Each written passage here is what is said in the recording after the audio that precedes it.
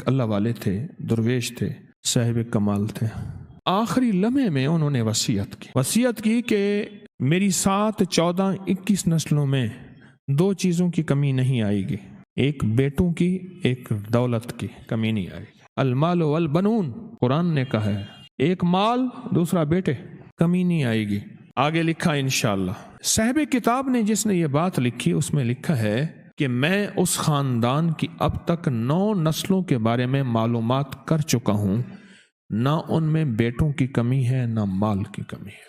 انہوں نے کہا تھا 7، 14 یا 21، 7، 14 یا 21، اس میں ساری نعمتیں ہیں، اس میں سارے انعامات ہیں، اس میں صحت کے خزانے، اس میں شفا کے خزانے، اس سے رحمت کے خزانے، اس میں راحت کے خزانے، اس میں برکت کے خزانے ہیں۔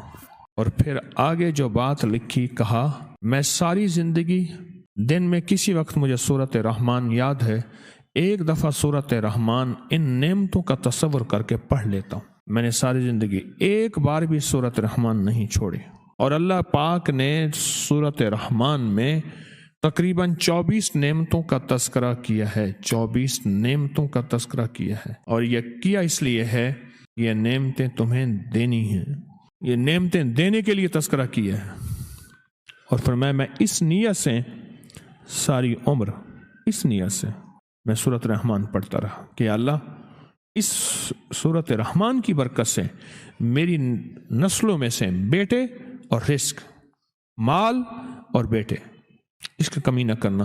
اس ویڈیو کو لائک اور شیئر کریں، اب کریں یوٹیوب چینل کو سبسکرائب کریں اور روزانہ زیادہ سے زیادہ سبسکرائب کروائیں۔ آپ دوسروں کے لیے صدقہ جاریہ بنیں گے، اللہ پہلے آپ کے دکھ ڈالے۔